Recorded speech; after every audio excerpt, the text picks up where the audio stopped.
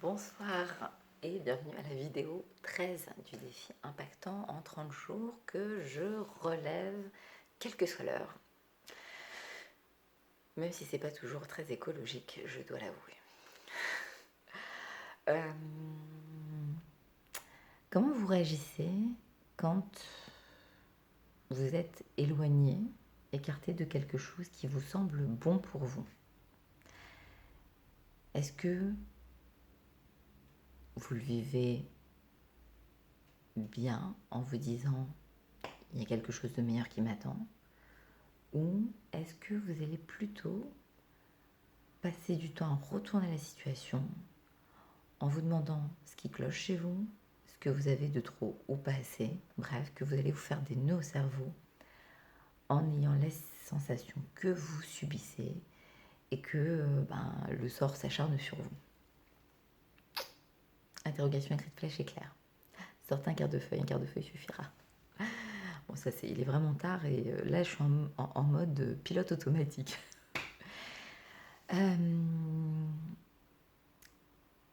C'est l'essence même de mon travail, en fait, accompagner les personnes dans leur transition personnelle et professionnelle qui ont le sentiment à un moment donné de subir une situation et puis d'être bloquées, d'avoir l'illusion qu'elles ne peuvent pas s'en sortir et que ce qui leur est arrivé, eh bien, elles ne le méritent pas.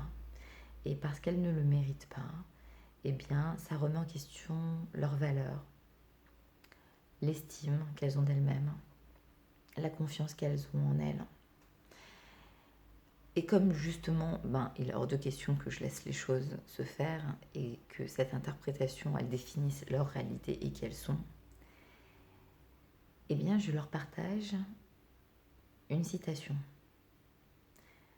À chaque fois que je croyais être éloignée de quelque chose de bien, j'étais en fait redirigée vers quelque chose de meilleur. Je vais, et je pense à une cliente avec qui je viens juste de démarrer un coaching qui est entre le coaching et le bilan de compétences. On démarre tout juste son bilan et au deuxième rendez-vous, elle me forward une série de mails qui se sont échangés autour de son entretien annuel d'évaluation. Lors de son entretien annuel d'évaluation, elle s'est entendue reprocher des choses, remise en question dans ce qu'elle faisait et de voir écrit que, compte tenu de notre seniorité, on ne devrait pas réagir comme ça, se comporter comme ça ou faire ça. C'est très blessant parce que c'est un jugement qui est assez réducteur et qui fait clairement penser, en fait, qui nous positionne clairement dans une position d'enfant et qui positionne, entre guillemets, l'autre, le responsable, dans une posture de parent, mais pas un parent bienveillant, un parent plutôt critique, normatif, qui est jamais satisfait, qui a plutôt tendance à critiquer qu'à féliciter. Et donc à ce moment-là, notre réaction face à cette position dans laquelle on est situé, c'est soit de se comporter de façon soumise, de se replier sur soi, de s'autocritiquer, ou rebelle. Et à ce moment-là, de rentrer dans le lard de l'autre, de lui dire ses 4 vérités, et souvent sans passer par quatre chemins. Bref, elle a très bien fait de me forwarder ces échanges de mails. Et en même temps, la douleur émotionnelle, elle était vraiment là. Parce que quand c'est répétitif, qu'on est critiqué, qu'on n'est pas félicité, qu'on nous remet en question de façon on peut le dire, injuste et qu'on nous infantilise, comme on dirait à un enfant, mais t'es un grand, tu devrais pas faire ça. Et qu'on a 40 piges, je crois qu'on a dépassé ce stade. Et pour autant, eh ben, on est beaucoup d'adultes quand même à s'infliger de telles souffrances, à mordre à l'hameçon et plonger et être en apnée et arrêter de respirer, alors qu'en réalité, dans ces moments-là, il suffit de poser de la distance, de dépassionner le débat et de se poser. Et en mode communication non violente, qui est un outil de communication avec les autres, mais aussi avant tout avec nous-mêmes, avec cette version de nous-mêmes qui est notre monologue intérieur, qui va être très critique. Parce que la personne à qui on fait le plus de mal, quand on subit une situation injuste, quand on est critiqué, quand on est sous-estimé, quand on ne se sent pas reconnu, eh bien, on commence à s'en vouloir à nous-mêmes. Et le bénéfice de la communication non violente, c'est qu'à ce moment-là, ça va couper net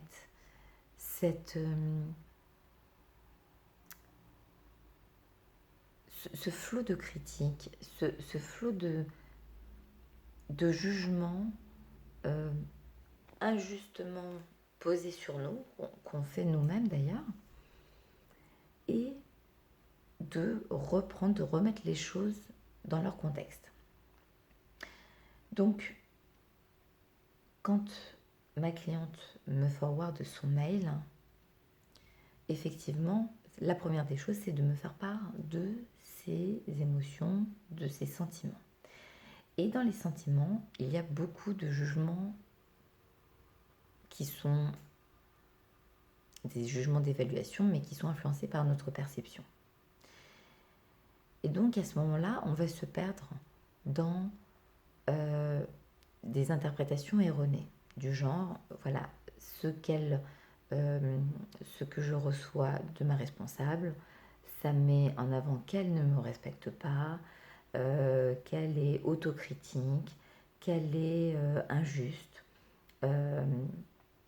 Et bref, du coup, en mettant en avant ces éléments, la personne qui reçoit ces messages va se sentir tout de suite attaquée et elle va se sentir tout de suite mise sur le banc des accusés. Et donc du coup, ça coupe toute communication et ça ne fait que ouvrir la brèche d'un conflit et en tout cas d'un circuit qui ne nous permet pas de trouver de solution et d'aller mieux. Donc ça prend du temps à ce moment-là parce que on est touché à vif. Donc on respire, on se pose et on reprend les choses dans leur contexte de façon très factuelle. Quand je reçois ce message, que je lis, que je ne suis pas suffisamment senior par rapport à cette compétence, je me sens, et là on met l'accent sur ce que nous ressentons, plutôt que de dire que l'autre est critique ou qu'il ne nous respecte pas. De dire ce qu'on ressent, qu'on peut ressentir un sentiment d'injustice parce que c'est une perception qui est personnelle. La deuxième étape consiste à exprimer son manque et son besoin. J'aurais aimé que nous puissions échanger plus régulièrement sur les attentes concernant ce client, par exemple. Et puis, la troisième étape, c'est de se positionner en mode solution. De se dire, voilà, je comprends que nos prochaines réunions seront l'opportunité de réévaluer la situation, blablabla, blablabla. Bien entendu, là, c'est un concentré. La communication non violente, ça passe par une formation. On peut lire des ouvrages, mais c'est un véritable entraînement. Je forme à cet outil des personnes qui sont dans l'accompagnement ou qui veulent améliorer leur relation ou leur communication. J'en parlerai dans mes prochaines vidéos, mais ce sont des formations que je dispense. L'idée à retenir, c'est que, eh bien, quand je croyais que j'étais éloignée de quelque chose de bon pour moi, j'étais en fait redirigée vers quelque chose de meilleur. C'est que cette situation qui a été négative au début de l'entretien, on a mis 1 heure à parler de ce sujet, où c'était vraiment douloureux, où c'était vraiment pénible, et bien finalement on en a retiré des ressources, des axes d'amélioration, une perception de la situation qui au début était erronée, qui était impactée par peut-être une démotivation, un désintérêt face à certaines missions. Et donc c'est ce constat qui nous permet aussi de faire un point sur soi et de se dire où j'en suis aujourd'hui. Est-ce que finalement ce comportement il n'est pas influencé par le fait que je me sens plus à ma place ou ça m'intéresse plus? Parce que du coup c'est à ce moment-là qu'on est redirigé vers quelque chose de meilleur. Bref, d'une situation subie, on a toujours l'occasion de se réapproprier notre vie et d'écouter nos envies. Donc voilà, c'était la vidéo que j'avais envie de partager avec vous parce que c'est un sujet que je travaille beaucoup dans mes accompagnements et même sur le plan personnel parce que eh bien, tout ce que je transmets, eh bien, je le mets en pratique quotidiennement et que moi aussi, je suis confrontée à des malentendus, à des remises en question, mais que quoi qu'il arrive, même si à un moment donné, ça passe par quelque chose de douloureux, je me dis, tiens, si ça fait mal quelque part, c'est peut-être l'occasion de penser quelque chose, parce que là où se trouve la blessure, se trouve aussi la guérison. Et je fais un gros bisou à une amie qui comprendra certainement le message que j'avais envie de lui faire passer avec amour et bienveillance et qui nous permet justement d'enrichir encore plus la qualité de nos échanges et de notre belle amitié. Voilà pour la vidéo 13 du défi impactant en 30 jours et je vous souhaite une très belle soirée. Je vous dis à demain.